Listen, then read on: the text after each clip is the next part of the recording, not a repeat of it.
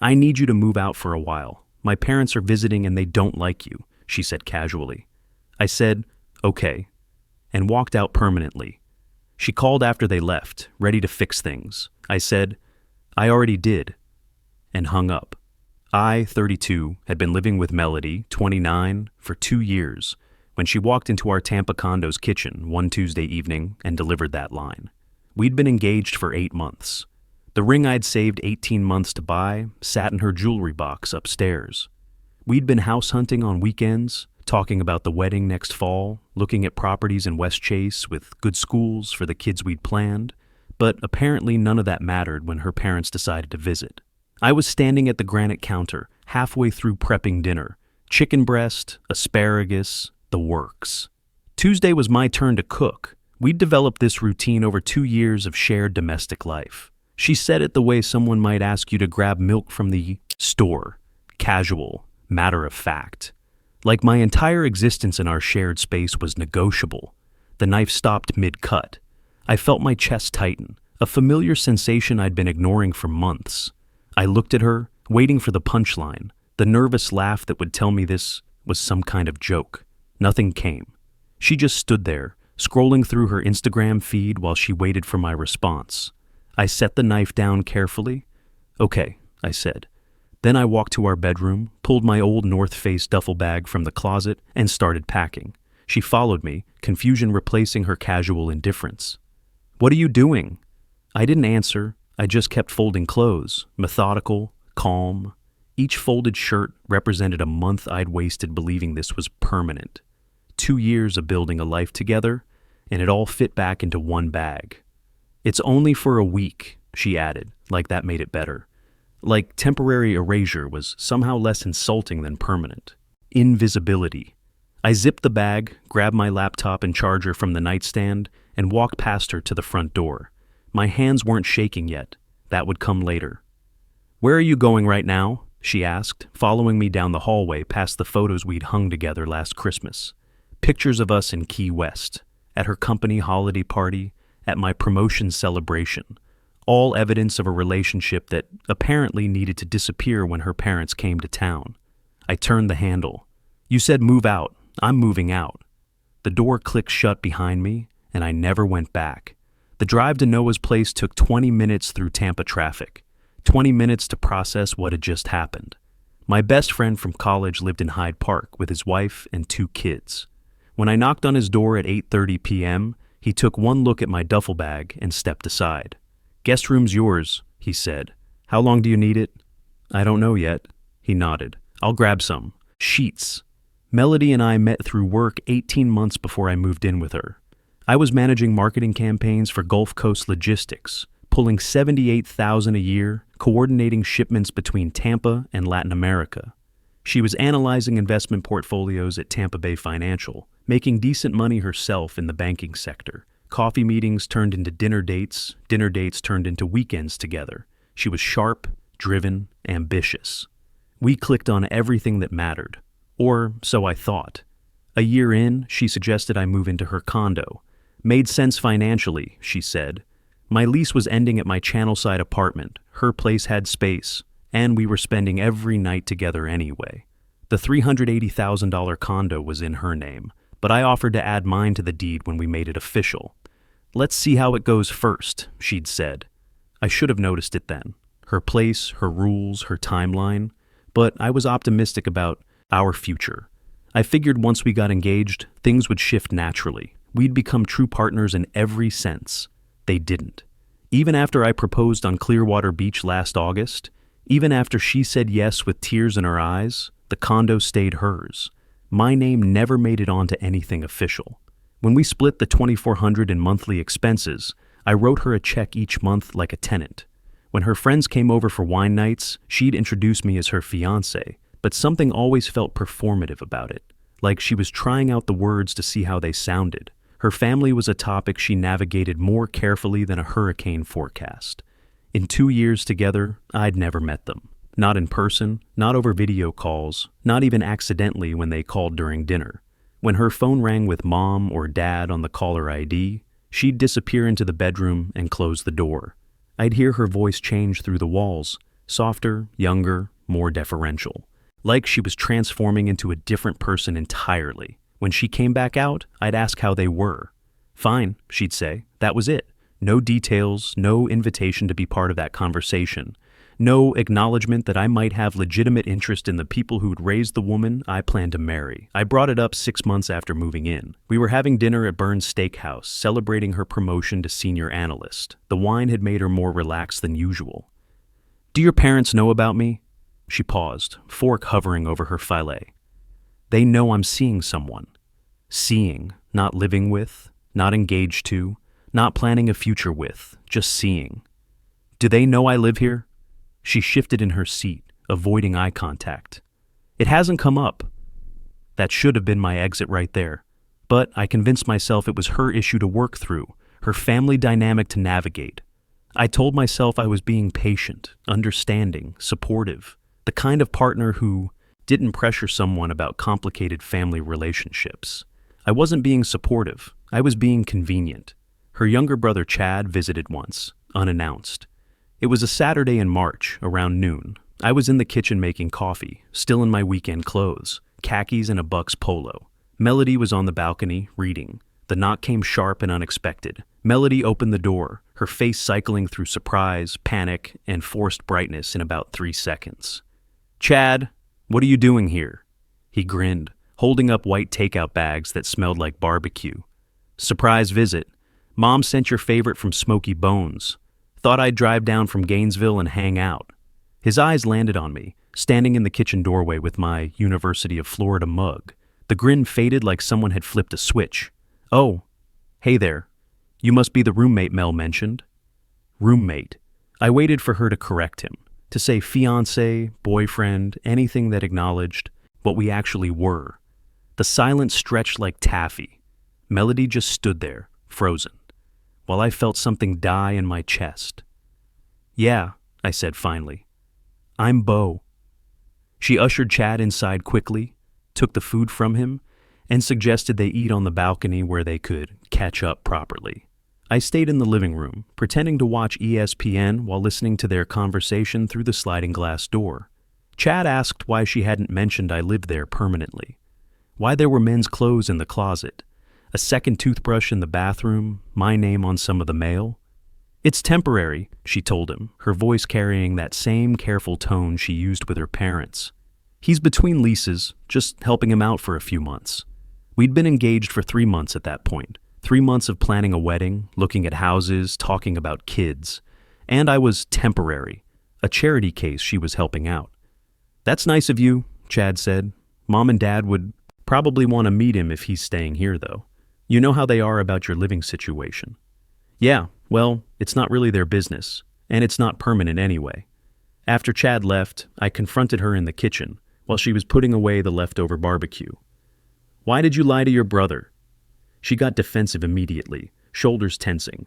"I didn't lie. I just didn't explain everything. He called me a roommate. You told him I was temporary, that you were helping me out."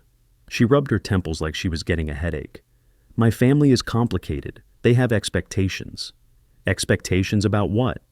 "About who I date, where I live, how I live. They're old school, traditional. They wouldn't understand this setup." "What setup? We're engaged. We live together. We're planning a wedding." She looked at me like I was being intentionally difficult, like I was missing some obvious point that should have been clear to anyone with half a brain. "You don't know them. They're conservative, religious. They'd make it a whole thing if they knew we were living together before marriage. It's easier to just keep it simple." Simple. That's what our entire relationship had become in her mind. Something that needed to be simplified, managed, carefully edited for public consumption. The request came out of nowhere, or maybe it didn't. Maybe I just hadn't been paying attention to the pattern that had been building for months. Melody's mother called on a Monday morning in late April. I was working from the dining table, quarterly reports spread across my laptop screen, halfway through analyzing shipping routes for our new Bogota partnership. Melody answered from the bedroom, where she'd been getting dressed for work. The call lasted 30 minutes. I could hear the cadence of her responses through the wall, short, careful, occasionally defensive. When she finally emerged, her face was tight with stress. "My parents want to visit next week." I looked. Up from my laptop, genuinely pleased. That's great, right? I'll finally get to meet them. She shook her head immediately. They want to stay here. My mom doesn't like hotels since her back surgery. Says the beds hurt. We can make it work. I'll take the couch for a few nights. They can have our room. Her silence was louder than any response she could have given. I waited, watching her face. She crossed her arms, a defensive posture I had learned to recognize over 2 years of careful conversations. They don't know you live here. The words hit me like cold water. So tell them. I can't. Why not? She exhaled sharply, frustrated. Because they won't come if they know. And I haven't seen them in over a year. My dad had that heart scare in December, and my mom's been dealing with her own health issues. I need this visit to go smoothly. I closed my laptop slowly, giving myself time to process what she was really saying. What are you asking me to do? She wouldn't look at me. I'm saying it would be easier if you stayed somewhere else while they're here. Just for the week, you can stay with Noah or get a hotel. I'll cover it. A hotel? She wanted to pay me to disappear from my own home so her parents wouldn't know I existed. The woman I'd planned to marry wanted to erase me for a week, like I was some embarrassing college mistake. I felt something crack inside me, small and sharp, like a hairline fracture in glass. You're serious? It's 1 week, Beau, then everything goes back to normal. Normal. As if normal hadn't been me erasing myself for 2 years. As if normal wasn't her treating me like a secret she was ashamed of. A placeholder until something better came along. I stood up slowly. When are they coming? Saturday. 3 days. She'd waited until 3 days before to tell me I needed to be gone. Not because she forgot, or because the visit was sudden. Because she knew I'd object, and she didn't want to deal with my reaction any longer than necessary. I walked to the bedroom without another word. She followed me, panic creeping into her voice. What are you doing? Packing? She laughed, nervous and high-pitched. Right now? I meant Saturday. You want me gone? I'm gone. I pulled the duffel from the closet, the same North Face bag I'd used when I moved in 2 years ago. It still smelled faintly like the storage unit where I'd kept my furniture before we decided to see how it goes. Don't be dramatic. It's temporary. I folded a dress shirt, placed it carefully in the bag. Each movement felt mechanical, like I was operating on autopilot while my brain processed 2 years of red flags I'd been ignoring. Another shirt, another. My hands moved steadily while my mind cataloged every moment I should have walked away. The time she introduced me as her friend to her college roommate. The way she changed the subject whenever I mentioned meeting her family. How she never posted photos of us together on social media, claiming she liked to keep her private life private. She grabbed my arm. Stop. Can we talk about this like adults? I looked at her hand on my arm, then at her face. We just did. I pulled free, kept packing. Clothes, toiletries, laptop charger, the book I'd been reading. The essentials of a life I'd thought was permanent, reduced to what would fit in one bag. You're being childish, she said, crossing her arms in the doorway. I zipped the bag shut. You asked me to leave. I'm leaving. For a week, not forever. I slung the bag over my shoulder and looked at her directly. You don't get to decide that anymore. I walked past her, through the living room we'd furnished together, past the kitchen where I'd made us breakfast every Sunday morning for 2 years. I grabbed my keys from the counter, my Bucks jacket from the hook by the door. She followed me, her voice getting higher with each word. Where are you even going to go? I opened the door to the hallway. Somewhere I'm not temporary. This is ridiculous. We can work this out. I turned to face her one last time. She looked genuinely confused, like she couldn't understand why I was making this difficult. Like asking your fiancé to disappear was a reasonable request that any mature person would accommodate. That was the part that hurt most. She didn't see it, didn't see what she was asking, didn't see what she'd been doing for 2 years. In her mind, I was overreacting to a simple logistics problem. You made your choice, Melody. I'm making mine. I stepped into the hallway. She called after me, her voice echoing off the walls. You're seriously leaving over this? I didn't answer. The door clicked shut behind me, and the hallway went quiet except for the hum of the air conditioning and the distant sound of traffic from Dale Mabry. The drive to Noah's house in Hyde Park took 20 minutes through evening traffic. 20 minutes to process what had just happened, what I'd just done. My phone started ringing before I reached the first red light. Melody's name lit up the screen. I let it go to voicemail. Noah answered his door in shorts and a Lightning jersey, beer in hand. Behind him, I could hear the sounds of family chaos. His kids arguing over a video game, his wife calling someone to dinner. "Beau, what's up, man?" I held up my duffel bag. "I need a place to crash for a while." He stepped aside immediately. "Come on in. Kids, turn that down. Sarah, Beau's staying with us." His wife Sarah appeared from the kitchen, wiping her hands on a dish towel. "Everything okay?" Melody and it's complicated. Noah clapped me on the shoulder. "Guest room's yours as long as you need it. I'll grab some sheets." That first night, my phone lit up every 20 minutes, Melody calling, texting, voicemails piling up, like evidence of something that used to matter. I didn't answer any of them. I didn't block her number either. I just let it ring, let her experience what I'd been feeling for 2 years, being invisible, being ignored, not mattering enough to warrant a response. The first message was defensive. "You're overreacting. Call me back." The second was annoyed. "This is childish. We need to talk like adults." By the third day, she was bargaining. "Fine, I'll tell them about you. Just come home." I almost laughed when I read that one. She thought this was negotiation. She thought I was bluffing, playing hardball to get what I wanted. She didn't understand that I wasn't coming back. I already had what I wanted. Out.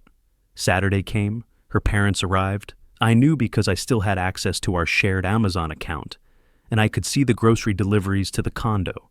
Extra food, wine, the organic coffee her mother preferred. I pictured Melody greeting them at the door, smiling, pretending everything was perfect in her carefully curated life. I wondered if she'd remove my things from sight. The book on the nightstand, the electric toothbrush in the bathroom, my Bucks gear, hanging in the closet, or maybe she'd just shoved everything into storage containers and hidden them away.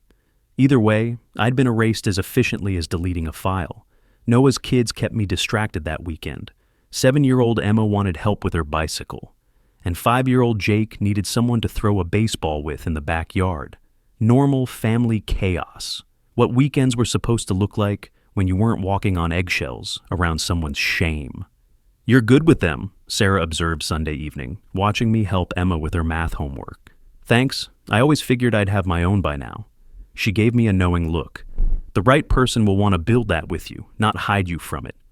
The following Friday, Melody's parents left.